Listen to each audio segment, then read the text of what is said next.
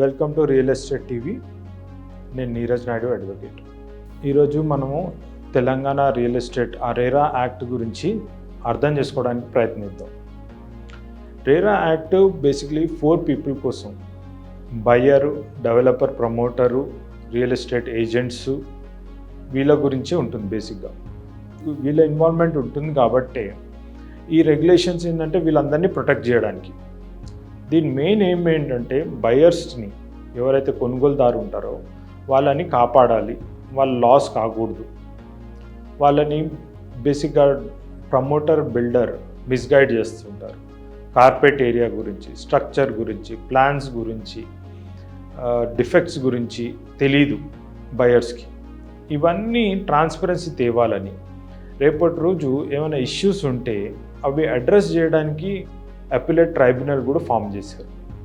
అన్ని ఇష్యూస్ని అడ్రస్ చేసుకోవడానికి RERA act.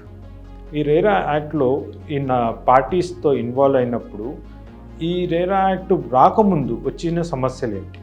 RERA act రాకముందు అసలు ట్రాన్స్పరెన్సీ లేదు. బయ్యర్ చెప్పిన ఏదైతే చూపించారో మిస్గైడ్ చేశారు. అడ్వర్టైజ్మెంట్స్ ద్వారా మిస్గైడ్ చేయడం, ప్లాన్స్ ఇష్టం వచ్చినట్టు చేంజ్ చేయడం, ఇవన్నీ రెరా యాక్ట్ రాకముందు. స్ట్రక్చర్ డిఫెక్ట్స్ ఉంటే తెలిసేది కాదు, ఫండ్ డైవర్షన్ అయితే తెలిసేది కాదు. కానీ రెరా యాక్ట్ రావడంతో రిజిస్ట్రేషన్ ప్రాసెస్ మొదలైంది. అందరు ప్రాజెక్ట్స్ రిజిస్ట్రేషన్ అవ్వాలి.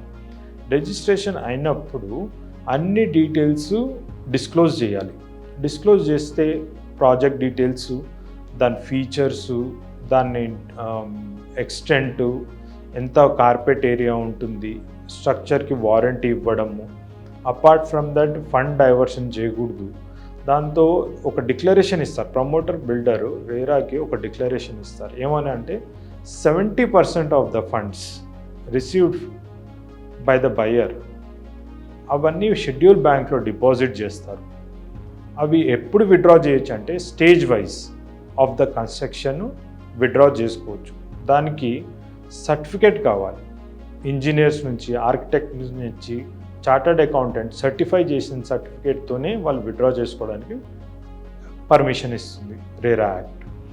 ఒకవేళ రెరా యాక్ట్ని ఫాలో కాకపోతే, లేకపోతే ఆ రూల్స్ని, రెగ్యులేషన్స్ని వైలేట్ చేస్తే కనుక RERA act imposes 5% of the estimated project cost. ఒకవేళ రిజిస్ట్రేషన్ చేసుకోకపోతే 10% of the estimated project cost RERA impose చేస్తుంది.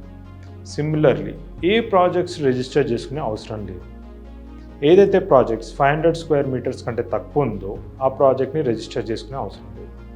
ఏ ప్రాజెక్టులు అయితే 8 యూనిట్స్ ఆర్ ఫ్లాట్స్ ఉంటాయో దానికంటే తక్కువ ఉంటే కనుక రిజిస్ట్రేషన్ చేసే అవసరం లేదు. ఏ ప్రాజెక్ట్ అయితే అంటే ఏదైతే రీడెవలప్మెంట్ చేస్తున్నారో, దేంట్లో అయితే సెల్లింగ్ లేదు, దేంట్లో అయితే కొత్త వాళ్ళు ఇన్వాల్వ్ అవ్వట్లేదు, ఎక్కడైతే అడ్వర్టైజ్మెంట్ లేదు, అలాంటి ప్రాజెక్ట్స్కి మళ్ళీ రిజిస్ట్రేషన్ అవసరం లేదు. సబ్సిక్వెంట్లీ ఎవరైతే హోమ్ బయర్స్ ఉంటారో, అలాటీస్ ఉంటారో, వాళ్ళు ఏమేమి జాగ్రత్తలు తీసుకోవాలి, వాళ్ళ రైట్స్ ఏంటి? ఇన్ ద ఫస్ట్ ప్లేస్ అంటే వాళ్ళు 10% కంటే ఎక్కువ అడ్వాన్స్ పే చేయకూడదు. ఎప్పుడైతే బిల్డర్, ప్రమోటర్ ప్లాన్ చేంజ్ చేస్తారో అప్పుడు 2/3 ఆఫ్ ద అలాటీస్ కానీ బయర్స్ దగ్గర రిటర్న్ కన్సెంట్ తీసుకోవాలి. స్ట్రక్చర్కి 5 years వారంటీ ఇవ్వాలి. ఆ వారంటీని వైలేట్ చేయడానికి లేదు. ఇంకోటి, అది వితౌట్ ఎనీ కాస్ట్ డిఫెక్ట్స్ని క్లియర్ చేయాలి.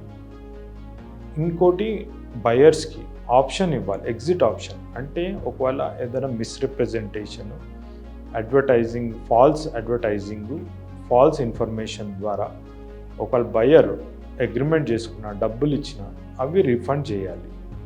ఇంకోటి, డిలే ఉంటే కనుక ఇంట్రెస్ట్ కూడా డిలే పే చేయాలి. ఇవన్నీ ఇష్యూస్ సాల్వ్ కాకపోతే అపిలేట్ ట్రైబ్యునల్కి మనం అప్పీల్ ఫైల్ చేసుకోవచ్చు, కేసు ఫైల్ చేసుకోవచ్చు, దానిపైన అప్పీల్ కూడా ఫైల్ చేసుకోవచ్చు. ఇవన్నీ ఒకవేళ బిల్డర్, ప్రమోటర్ ఇంకేమైనా ఫ్రాడ్స్ పే చేస్తే కనుక వాళ్ళపైన పెనాల్టీస్ కూడా వేసిన సందర్భాలు ఉన్నాయి.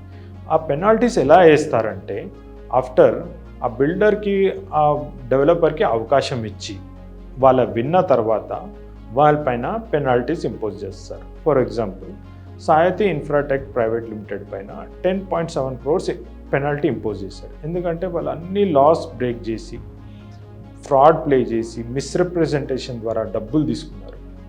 Similarly Sai Surya Developers, Mantri Realty, Bharati, ఈ కంపెనీస్ అన్ని ఫ్రాడ్స్ చేశారు. వీళ్ళు ఎలా చేశారు ఫ్రాడ్? బేసిక్గా వీళ్ళు ఏం చేశారంటే ఒక unregistered memorandum of understanding or MOU or unregistered agreement పైన డబ్బులు తీసుకున్నారు. బయర్స్ దగ్గర డబ్బులు తీసుకొని వీళ్ళు ఆ డాక్యుమెంట్ని బేస్ చేసుకొని బయర్స్ డబ్బులు ఇచ్చారు.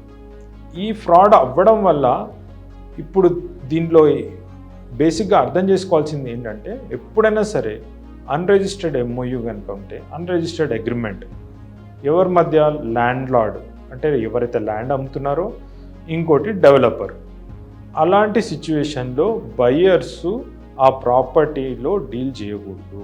Thank you. Hi, this is Kev Karthik. Please subscribe and like and share Real Estate TV.